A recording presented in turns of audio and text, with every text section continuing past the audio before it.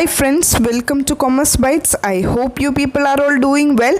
So, my dear students, എനിക്ക് നിങ്ങളോട് പറയാനുള്ളത് കൊമേഴ്സ് ബൈറ്റ്സിൻ്റെ യൂട്യൂബ് ചാനലിൽ we are having daily classes എന്ന് മാത്രമല്ല we have already uploaded 200 videos plus videos നമ്മൾ അപ്ലോഡ് ചെയ്തിട്ടുണ്ട്. പേപ്പർ 1-നാണ് നമ്മൾ കൂടുതൽ ഇമ്പോർട്ടൻസ് കൊടുത്ത് വീഡിയോസ് അപ്ലോഡ് ചെയ്തത്.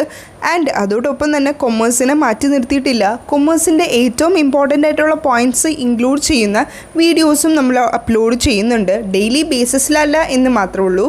പേപ്പർ 1-ന് നമ്മൾ ഡെയിലി ബേസിസിൽ തന്നെ ക്ലാസ്സസ് അപ്ലോഡ് ചെയ്യുന്നുണ്ട്. നിങ്ങൾക്ക് എല്ലാവർക്കും അറിയാം August 14th 2021 ആണ് നിങ്ങളുടെ exam. So be prepared for the battle for your exam Kerala set 2021. Okay, ഇന്നിപ്പോൾ നമ്മൾ ഡിസ്കസ് ചെയ്യാൻ പോകുന്നത് കോസ്റ്റ് അക്കൗണ്ടിങ്ങിൻ്റെ കുറച്ച് ഇമ്പോർട്ടൻ്റ് ആയിട്ടുള്ള ടേംസ്, അതുപോലെ തന്നെ ക്വസ്റ്റ്യൻ പേപ്പറിൽ വന്നിട്ടുള്ള കുറച്ച് ഇമ്പോർട്ടൻ്റ് ആയിട്ടുള്ള പോയിൻറ്റ്സ് ആണ് നമ്മളിപ്പോൾ സിംഗിൾ ലൈനേഴ്സിൽ നിങ്ങൾക്ക് പറഞ്ഞു തരുന്നത്. So let's begin. ഫസ്റ്റ് നമുക്ക് 4 ടൈപ്പ് ഓഫ് കോസ്റ്റിനെ പറ്റി ഒന്ന് അനലൈസ് ചെയ്യാം. സങ്ക് കോസ്റ്റ് എന്നുള്ളതാണ് ഫസ്റ്റ് കോസ്റ്റ് നമ്മൾ ഡിസ്കസ് ചെയ്യാൻ പോകുന്നത്. അതൊരു പാസ്റ്റ് കോസ്റ്റാണ്, നൗ ഇറക്കവറബിൾ ആയിട്ടുള്ള കോസ്റ്റാണ്. അതായത് നമ്മൾ ഓൾറെഡി പേ ചെയ്ത കോസ്റ്റാണ്. അത് നമുക്ക് റിക്കവർ ചെയ്തെടുക്കാൻ പറ്റാത്ത ഒരു ടൈപ്പ് ഓഫ് കോസ്റ്റാണ് സങ്ക് കോസ്റ്റ്. ഓക്കെ, അതിന് മറ്റൊരു പേര് കൂടി അല്ലെങ്കിൽ മറ്റൊരു സെൻറ്റൻസിലൂടെ നമുക്ക് പറയാം. അത് ക്വസ്റ്റ്യൻ പേപ്പറിൽ വന്നതാണ്. സോ മസ്റ്റായിട്ട് നിങ്ങൾ നോട്ട് ഡൗൺ ചെയ്യണം. Cost by complete abundant. നമുക്ക് ഒന്നുപോലും ആ ഒരു പൈസ അല്ലെങ്കിൽ നമുക്ക് ഉണ്ടായ ആ ഒരു കോസ്റ്റ് നമുക്ക് റിക്കവർ ചെയ്തെടുക്കാൻ പറ്റില്ല എന്ന് തന്നെയാണ് ആ ഒരു സെൻറ്റൻസ് കൊണ്ട് ഉദ്ദേശിക്കുന്നത്. പക്ഷേ കേൾക്കുമ്പോൾ നമുക്ക് കുറച്ചൊരു ഡിഫറെൻറ്റ് ടേമായിട്ട് നമുക്ക് തോന്നാം. അതുകൊണ്ടാണ് ഞാനിപ്പോൾ ഇവിടെ ഇത് കോട്ട് ചെയ്തിരിക്കുന്നത്. Cost by complete abandonment. ഇനി moving to the next cost, അത് ഓപ്പർച്യൂണിറ്റി കോസ്റ്റ് ആണ്. എനിക്ക് തോന്നുന്നു കൊമേഴ്സ് സബ്ജക്റ്റ് എടുത്ത എല്ലാ കുട്ടികൾക്കും ഈ ഒരു ഓപ്പർച്യൂണിറ്റി കോസ്റ്റ് അവരുടെ ഒരു ഫേവറേറ്റ് കോസ്റ്റ് ആയിരിക്കും. കാരണം നമ്മൾ എക്കണോമിക്സ് +1 തുടങ്ങി എക്കണോമിക്സിൽ നമ്മൾ പഠിച്ചിട്ടുള്ളതായിരിക്കും ഈ ഒരു ഓപ്പർച്യൂണിറ്റി കോസ്റ്റ് അല്ലേ. നമുക്കിപ്പോൾ നമ്മളുടെ കയ്യിൽ 10 രൂപയുണ്ട്. ആ 10 രൂപ കൊണ്ട് ഒന്നില്ലെങ്കിൽ എനിക്ക് ലേസ് മേടിക്കാം, അല്ലെങ്കിൽ എനിക്ക് ഐസ്ക്രീം മേടിക്കാം. അതാണ് എനിക്ക് തരാൻ പറ്റുന്ന ഒരു ബെസ്റ്റ് ആൻഡ് കുട്ടി എക്സാമ്പിൾ. ഇപ്പോൾ ഞാൻ 10 രൂപയ്ക്ക് ഐസ്ക്രീം മേടിച്ചു കഴിഞ്ഞാൽ എനിക്ക് ലേസ് മേടിക്കാൻ പറ്റില്ല. പക്ഷേ ഇപ്പോൾ ഞാൻ ലേസ് മേടിച്ചാലോ എനിക്ക് ഐസ്ക്രീമും മേടിക്കാൻ പറ്റില്ല. ഓക്കെ, ഏതെങ്കിലും ഒന്ന് എന്നുള്ളൊരു കോസ്റ്റാണ് ഓപ്പർച്യൂണിറ്റി കോസ്റ്റ് കൊണ്ട് ഉദ്ദേശിക്കുന്നത്. ഓക്കെ, ഒന്ന് കിട്ടാൻ വേണ്ടിയിട്ട് ഞാൻ മറ്റൊന്നിനെ സാക്രിഫൈസ് ചെയ്തു, അത്രേ ഉള്ളൂ. സിമ്പിൾ ആൻഡ് ക്യൂട്ട് അല്ലേ. അതാണ് ഓപ്പർച്യൂണിറ്റി കോസ്റ്റ്. ഇനി നെക്സ്റ്റ് വൺ വരുന്നത് ഡിസ്ക്രിഷണറി കോസ്റ്റ്. ഡിസ്ക്രിഷണറി കോസ്റ്റ് കൊണ്ട് ഉദ്ദേശിക്കുന്നത് expenses are curtailed or even eliminated. നമുക്ക് വേണമെങ്കിൽ ആ ഒരു എക്സ്പെൻസസ് കുറയ്ക്കാം, അല്ലെങ്കിൽ നമുക്ക് ആ ഒരു എക്സ്പെൻസസ് അവോയ്ഡ് ചെയ്യാം എന്നുള്ള ഒരു പക്ഷം ഉള്ള കോസ്റ്റാണ് ഡിസ്ക്രിഷണറി കോസ്റ്റിൽ ഇൻക്ലൂഡ് ചെയ്യുന്നത്. നമുക്കതിൻ്റെ ഒരു എക്സാമ്പിൾ നോക്കാം. അഡ്വർടൈസ്മെൻറ്റ് അല്ലെങ്കിൽ മെയിൻ്റനൻസ്. നമുക്ക് വേണമെങ്കിൽ നമ്മളുടെ ഫാക്ടറി അല്ലെങ്കിൽ നമ്മളുടെ ബിൽഡിംഗ് ഒന്ന് മെയിൻറ്റെയിൻ ചെയ്യാം, അല്ലെങ്കിൽ നമുക്ക് വേണമെങ്കിൽ നമുക്ക് നമ്മളുടെ ഒരു കമ്പനീനെ പറ്റിയോ നമ്മളുടെ ഒരു പ്രൊഡക്റ്റിനെ പറ്റിയോ ഒരു അഡ്വർടൈസ്മെൻറ്റ് കൊടുക്കാം. വേണമെങ്കിൽ നമുക്കത് ഒഴിവാക്കാം, വേണമെങ്കിൽ നമുക്ക് ചെയ്യാം എന്നുള്ള ഒരു ടൈപ്പിലാണ് നിൽക്കുന്നത്. ഒരു 50-50 ചാൻസസിൽ നിൽക്കുന്ന, വേണമെങ്കിൽ നമുക്ക് ഒഴിവാക്കാം അല്ലെങ്കിൽ വേണമെങ്കിൽ നമുക്ക് എലിമിനേറ്റ് ചെയ്യാവുന്ന ഒരു കോസ്റ്റാണ് discretionary cost. Okay, now let's move to the next cost, that is notional cost. Notional cost എന്ന് കേൾക്കുമ്പോൾ കുറച്ച് കുട്ടികൾക്കെങ്കിലും അതൊരു ഡിഫറെൻറ്റ് ടേം ആയിട്ട് തോന്നാം. പക്ഷേ ഞാൻ നിങ്ങൾക്ക് വേറൊരു പേര് പറഞ്ഞു കഴിഞ്ഞാൽ ചിലപ്പോൾ നിങ്ങൾക്ക് അത് പെട്ടെന്ന് കത്തും. അതായത് ഈ ഒരു നോഷണൽ കോസ്റ്റിൻ്റെ മറ്റു കുറച്ച് പേരുകൾ ഞാൻ പറയാം. ഇംപ്ലിസിറ്റ് കോസ്റ്റ് അല്ലെങ്കിൽ ഇംപ്യൂട്ടഡ് കോസ്റ്റ്. ഇംപ്ലിസിറ്റ് കോസ്റ്റ് എന്ന് പറഞ്ഞപ്പോൾ തന്നെ നിങ്ങൾക്ക് മനസ്സിലായിട്ടുണ്ടാവും. കാരണം നിങ്ങൾ എപ്പോഴും പഠിച്ചുകൊണ്ടിരിക്കുന്ന ഒരു കോസ്റ്റാണ് ഇംപ്ലിസിറ്റ് കോസ്റ്റ്, എക്സ്പ്ലിസിറ്റ് കോസ്റ്റ് അല്ലേ. കോസ്റ്റിങ്ങിൽ നമ്മൾ പഠിച്ചിട്ടുണ്ടാവും, അതുപോലെ തന്നെ നമ്മുടെ എക്കണോമിക്സിൽ നമ്മൾ പഠിച്ചിട്ടുണ്ടാവും അല്ലേ. കോസ്റ്റിൻ്റെ ചാപ്റ്ററിൽ മസ്റ്റായിട്ട് നമ്മൾ പഠിച്ചിട്ടുണ്ടാവും. ഇംപ്ലിസിറ്റ് കോസ്റ്റിന് ബെസ്റ്റായിട്ടൊരു എക്സാമ്പിൾ പറയുകയാണെങ്കിൽ, ഇപ്പോൾ എൻ്റെ തന്നെ വീട്ടിൽ ഞാൻ എന്തെങ്കിലും ഒരു ബിസിനസ് യൂണിറ്റ് ചെയ്യാൻ തുടങ്ങി. അപ്പോൾ എനിക്ക് അവിടെ റെൻറ്റ് കൊടുക്കേണ്ട ആവശ്യമില്ല അല്ലേ. സോ അത് എനിക്ക് വരുന്ന ഒരു ഇംപ്ലിസിറ്റ് കോസ്റ്റാണ്. അണ്ടർസ്റ്റുഡ്. ഇപ്പോൾ എക്സ്പ്ലിസിറ്റ് കോസ്റ്റ് ആണെങ്കിൽ ഞാൻ പുറത്തേക്ക് പൈസ കൊടുക്കുകയാണ്, right. So implicit cost is the opportunity cost equal to what a firm must give up in order to use a factor of production for which it already owns and thus does not pay a rent.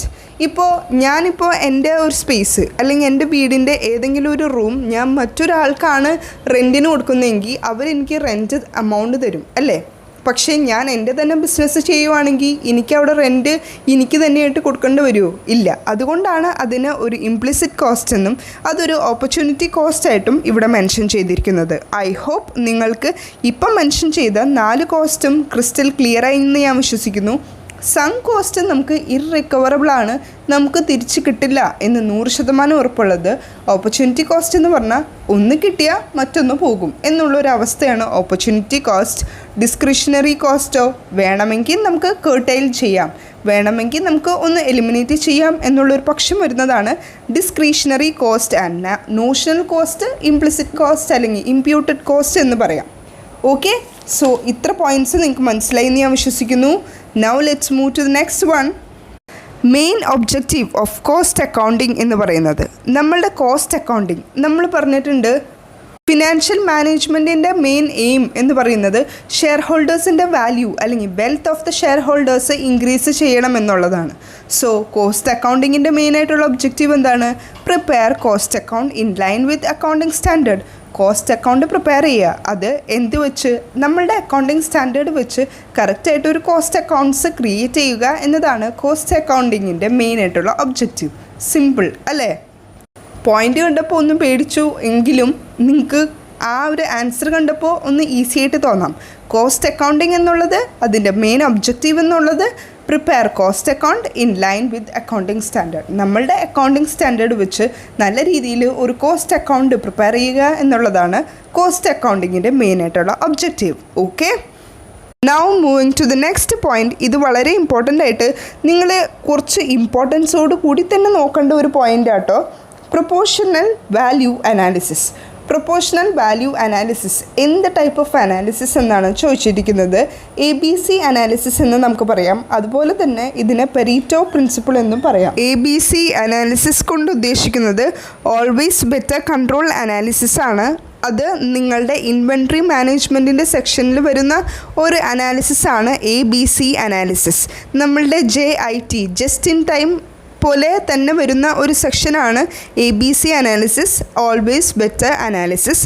And ഈ ഒരു അനാലിസിസിൻ്റെ മറ്റൊരു പേരാണ് Pareto principle. PARETO principle, Pareto principle. Okay, now let's move to the next point. Expediting cash inflow method എന്ന് പറയുന്നത് എന്ത് type of system എന്നാണ് ചോദിച്ചിരിക്കുന്നത്. And the answer will be box സിസ്റ്റമാണ് എക്സ്പെഡേറ്റിംഗ് ക്യാഷ് ഇൻഫ്ലോ മെത്തേഡ് എന്നുള്ളത്. ഒന്ന് just അതൊന്ന് കാണാപ്പാഠം പഠിച്ചു കഴിഞ്ഞാൽ it will be very helpful. കാരണം ഇതുപോലൊരു ക്വസ്റ്റ്യൻ നിങ്ങൾക്ക് ചോദിക്കാൻ ചാൻസസ് ഉള്ളതുകൊണ്ടാണ് ഞാൻ ഈ പോയിൻറ്റ്സ് ഇൻക്ലൂഡ് ചെയ്തിരിക്കുന്നത്. നമ്മളുടെ പ്രീവിയസ് ഇയർ ക്വസ്റ്റ്യൻ പേപ്പറിൽ സെയിം പോയിൻറ്റ് 2-3 പ്രാവശ്യം ചോദിച്ചു കണ്ടിട്ടുണ്ട്. അതുകൊണ്ട് തന്നെയാണ് എക്സ്പെഡേറ്റിംഗ് ക്യാഷ് ഇൻഫ്ലോ മെത്തേഡ് എന്നുള്ളത് ലോക്ക് ബോക്സ് സിസ്റ്റം പഠിക്കാൻ നിങ്ങളോട് ആവശ്യപ്പെടുന്നത്. Okay, now let's move to the next point.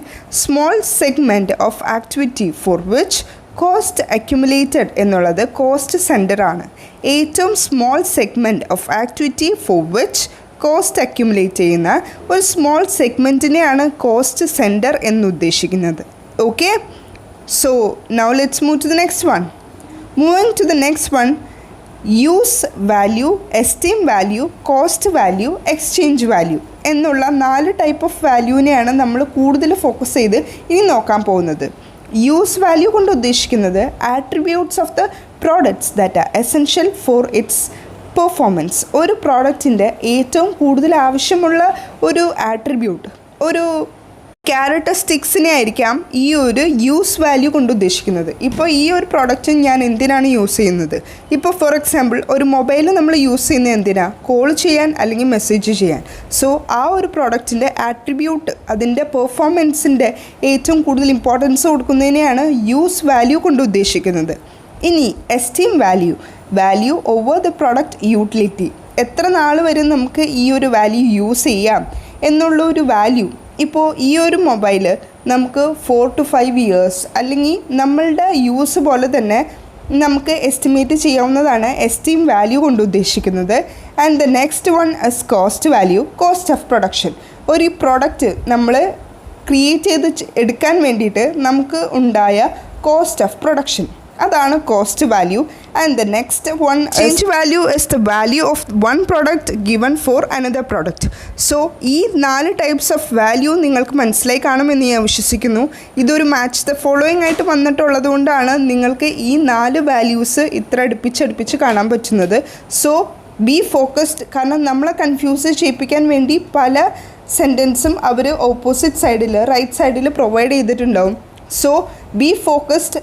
Key points കറക്റ്റായിട്ട് ചെക്ക് ഔട്ട് ചെയ്തതിന് ശേഷം മാത്രം നിങ്ങൾ ഓപ്ഷൻസ് സെലക്ട് ചെയ്യാൻ ട്രൈ ചെയ്യുക. Okay, now moving to the last session. FIFO, LIFO, bin card, stores, ledger. ഫിഫോയും ലിഫോയും ഞാൻ ഓൾറെഡി നിങ്ങൾക്ക് ക്ലാസ് എടുത്ത് തന്നിട്ടുണ്ട്. നമ്മുടെ വൺ ഓഫ് ദ സ്റ്റുഡൻറ്റിൻ്റെ ആവശ്യപ്രകാരം നമ്മൾ ഇൻവെൻട്രി മെത്തേഡ്സ് കുറച്ചധികം മെത്തേഡ്സ് ഉണ്ട്. അത് നമ്മൾ നല്ല ഡീറ്റെയിൽ ആയിട്ട് ക്ലാസ് എടുത്തിട്ടുണ്ട്. കുട്ടികൾക്ക് വളരെയധികം ഇഷ്ടപ്പെട്ട ഒരു വീഡിയോ ആണ്. സോ കാണാത്തവരുണ്ടെങ്കിൽ കൊമേഴ്സ് ബൈറ്റ്സിൻ്റെ യൂട്യൂബ് ചാനലിൽ കൊമേഴ്സ് എന്ന പ്ലേലിസ്റ്റിൽ നോക്കിക്കഴിഞ്ഞാൽ നിങ്ങൾക്ക് കാണാൻ പറ്റും. വാല്യുവേഷൻ ഓഫ് ഇൻവെൻട്രീസ് എന്ന ഹെഡിൽ കിടപ്പുന്നുണ്ട്. It will be very helpful if you are taking that class. Okay, so ഫിഫോയിൽ പറയുന്നത് ഫസ്റ്റ് ഇൻ ഫസ്റ്റ് ഔട്ട് അല്ലേ, അപ്പോൾ അതിൽ പറയുന്നത് ഫോളിംഗ് പ്രൈസ് എന്നാണ്. സോ ഫിഫോ എഫ് എന്ന് വെച്ചല്ലേ സ്റ്റാർട്ട് ചെയ്യുന്നത്. അതുകൊണ്ട് തന്നെ ഫിഫോ ഫസ്റ്റ് ഇൻ ഫസ്റ്റ് ഔട്ടിന് നമുക്ക് ഓർക്കാൻ എളുപ്പത്തിന് എഫ് എന്ന് ഓർക്കാം. റൈറ്റ്, ഫസ്റ്റ് ഇൻ ഫസ്റ്റ് ഔട്ടിന് എഫ് ആണ്. അതുകൊണ്ട് തന്നെ ഫോളിംഗ് പ്രൈസ് ആണ്. ഓക്കെ, അതിൽ വരുന്ന മറ്റൊരു പോയിൻ്റ് എന്ന് പറയുന്നത് consumption lag behind current economic value എന്നുള്ളതാണ്. അതുകൂടെ ഒന്ന് നോട്ട് ഡൗൺ ചെയ്തോളൂ. ഇത് ഞാൻ ക്വസ്റ്റ്യൻ പേപ്പറിൽ വന്ന ഒരു പോയിൻ്റ് ഇവിടെ ആഡ് ഓൺ ചെയ്തിരിക്കുന്നതാണ്. Okay, now moving to the next one, LIFO. LIFO എന്ന് പറയുമ്പോൾ last in first out. Last വന്നത് ആദ്യം പുറത്തേക്ക് പോകുന്നു. അതിന് LR എന്ന് ഓർത്താൽ മതി, റൈസിങ് പ്രൈസ്. അപ്പോൾ നിങ്ങൾ ആകെ ഒരു കാര്യം മാത്രം ഓർത്താൽ മതി, എഫ് എന്ന് ഓർത്താൽ മതി. ഫിഫോ എന്നുള്ളത് ഫോളിങ് ഇൻ പ്രൈസ് ആണെങ്കിൽ ഓട്ടോമാറ്റിക്കലി ലിഫോ എന്ന് പറയുന്നത് റൈസിങ് ഇൻ പ്രൈസ് ആയിരിക്കുമല്ലോ. കാര്യം വളരെ സിമ്പിൾ അല്ലേ. ഇനി നെക്സ്റ്റ് വൺ ബിൻ കാർഡാണ്. ബിൻ കാർഡ് എന്ന് പറയുന്നത് കുറച്ച് പേർക്കെങ്കിലും അതൊരു പുതിയ ടേം ആയിരിക്കും. ബിൻ കാർഡിൽ നമ്മൾ കുറച്ച് കാര്യങ്ങൾ റെക്കോർഡ് ചെയ്യും. അതെന്തൊക്കെയാണെന്ന് ഞാൻ പറയാം. It records of receipts. നമുക്ക് എന്തെങ്കിലും കിട്ടിയിട്ടുണ്ടെങ്കിൽ അതിൻ്റെ റെസിപ്റ്റ്സ് നമ്മൾ റെക്കോർഡ് ചെയ്യും. And issue of materials issue ചെയ്യുന്നതിൻ്റെ കാര്യം നമ്മൾ റെക്കോർഡ് ചെയ്യുന്നത് ബിൻ കാർഡിലാണ്. ഓക്കെ, ഇനി നെക്സ്റ്റ് വൺ എന്താണ്, സ്റ്റോഴ്സ് ലെഡ്ജർ. സ്റ്റോഴ്സ് ലെഡ്ജറിൽ എങ്ങനെയാണ്, record of receipts, issue and balance of material. ഈ സ്റ്റോഴ്സ് ലെഡ്ജർ കണ്ടോ, ഈ സെയിം തന്നെയാണ് നമ്മൾ ലിഫോനും ഫിഫോനും ആ പ്രോബ്ലംസ് വർക്കൗട്ട് ചെയ്യാനായിട്ട് യൂസ് ചെയ്യുന്ന ഒരു ലെഡ്ജറില്ലേ, അതാണ് സ്റ്റോഴ്സ് ലെഡ്ജർ കൊണ്ട് ഉദ്ദേശിക്കുന്നത്. നമ്മൾ കണ്ടിട്ടുണ്ടാവും ലിഫോ ഫിഫോൻ്റെ പ്രോബ്ലംസ് സോൾവ് ഔട്ട് ചെയ്യുമ്പോൾ ഒരു വലിയ ലെഡ്ജർ നമുക്ക് തന്നിട്ടുണ്ടാവും. അവിടെ 3 ബോക്സസ് തന്നിട്ടുണ്ടാവും അല്ലേ. ഒന്ന് നമ്മൾക്ക് റെസിപ്റ്റ്സ്, നമ്മൾ മേടിച്ചത് അതിൻ്റെ റെസിപ്റ്റ്സിൻ്റെ ഒരു കോളം. പിന്നെ മറ്റൊരു കോളം ഇഷ്യൂ, നമ്മൾ എത്രത്തോളം അവർക്ക് തിരിച്ചു കൊടുത്തു അല്ലെങ്കിൽ ഇഷ്യൂ ചെയ്തു എന്നുള്ളത്. ആൻഡ് മൂന്നാമത്തെ കോളം ബാലൻസ്. ഇപ്പോൾ കണ്ടോ, ഇതും ഒരു പ്രീവിയസ് ഇയർ ക്വസ്റ്റ്യൻ ആണ്. അതുപോലെ തന്നെ ഒരു മാച്ച് ദ ഫോളോയിങ് ആണ്. പക്ഷേ കുട്ടികൾക്ക് ചിലപ്പോൾ ഫിഫോ ലിഫോ ബിൻ കാർഡ് അല്ലെങ്കിൽ സ്റ്റോഴ്സ് ലെഡ്ജർ എന്നുള്ളതിൻ്റെ ഒരു കുട്ടി കോൺസെപ്റ്റ് അവർക്ക് അറിയണ്ടാവും. ഇവിടെ കണ്ടപ്പോൾ അവർക്ക് കൺഫ്യൂഷനാവും. ഈവൻ എനിക്ക് പോലും ഫസ്റ്റ് ഈ ക്വസ്റ്റ്യൻ കണ്ടപ്പോൾ ഒരു കൺഫ്യൂഷൻ അടിക്കും അല്ലേ. സോ നിങ്ങൾ എന്താണ് ഓർക്കേണ്ടത്, നിങ്ങൾ ഓരോ കാര്യം പഠിക്കുമ്പോൾ അത് കയറ്റാൻ ട്രൈ ചെയ്യുക. അതുപോലെ തന്നെ നിങ്ങളൊന്ന് നോട്ട് ഡൗൺ ചെയ്യും. ഇപ്പോൾ ഇതുപോലെയുള്ള കുട്ടി ഞാൻ പറഞ്ഞു തന്നില്ലേ, ഇപ്പോൾ ഒരു നിമോണിക്കാണ് എഫ് ഫിഫോ എന്ന് പറയുമ്പോൾ തന്നെ ഫോളിങ് ഇൻ പ്രൈസ് എന്ന് ഓർക്കുക. സോ അപ്പോൾ തന്നെ നമുക്ക് നെക്സ്റ്റ് പോയിൻ്റ് ഓട്ടോമാറ്റിക്കലി കിട്ടി. ലിഫോ എന്നുള്ളത് റൈസിങ് ഇൻ പ്രൈസ് ആണെന്ന് നമുക്ക് കിട്ടി. പിന്നെ സ്റ്റോഴ്സ് ലെഡ്ജർ നമുക്ക് ഈ ലിഫോയും ഫിഫോയും അത് നമുക്ക് ആ പ്രോബ്ലംസ് വർക്കൗട്ട് ചെയ്തത് ഓർമ്മയുണ്ട് എന്നുള്ളതാണെങ്കിൽ നോ പ്രോബ്ലം, നിങ്ങൾക്ക് പേടിക്കേണ്ട ഒരു ആവശ്യമില്ല. ലിഫോ ഫിഫോ വർക്കൗട്ട് ചെയ്യുന്നത് സ്റ്റോഴ്സ് ലെഡ്ജറിൽ വെച്ചിട്ടാണ്. അതുകൊണ്ട് തന്നെ നമുക്കറിയാം അവിടെ ഇഷ്യൂ ഉണ്ടാവും, റെസിപ്റ്റ്സ് ഉണ്ടാവും, ബാലൻസ് ഉണ്ടാവും എന്നുള്ളത്. അങ്ങനെ അറിയാവുന്ന കുട്ടികൾക്കാണെങ്കിൽ ഈ ക്വസ്റ്റ്യൻ പുഷ്പം പോലെ ഹാൻഡിൽ ചെയ്യാം അല്ലേ. അറിയാത്ത കുട്ടികൾക്കാണെങ്കിൽ അവിടെ ഒന്ന് പരിങ്ങേണ്ടി വരും. സോ അതൊന്ന് നിങ്ങൾ ശ്രദ്ധിച്ചിട്ട് മുന്നോട്ട് പോയാൽ മതി. ഓക്കെ, സോ അതുകൊണ്ട് തന്നെ ഒന്ന് ഓർക്കുക, സ്റ്റോഴ്സ് ലെഡ്ജർ എന്ന് പറയുമ്പോൾ അവിടെ റെസിപ്റ്റ്സ് ഉണ്ടാവും, ഇഷ്യൂ ഉണ്ടാവും, ബാലൻസ് ഉണ്ടാവും. ഈ 3 ടേംസും ഒന്ന് ഹൈലൈറ്റ് ചെയ്ത് ഒരു റെഡ് പെൻ വെച്ചോ അല്ലെങ്കിൽ ഒരു സ്കെച്ച് വെച്ചോ ഒന്ന് ഹൈലൈറ്റ് ചെയ്തിട്ടോ അവിടെ 3 കാര്യങ്ങളുണ്ടാവും. റെസിപ്റ്റ്സ് ഉണ്ടാവും, ഇഷ്യൂ ഉണ്ടാവും, ബാലൻസ് ഉണ്ടാവും. പക്ഷേ ബിൻ കാർഡിലാണെങ്കിലോ റെസിപ്റ്റ്സും അതുപോലെ തന്നെ ഇഷ്യൂവും ഉണ്ടാവുള്ളൂ. Okay, so with this note we are concluding. Let's see in the next video. Till then, work hard and study well. That's it. Thank you.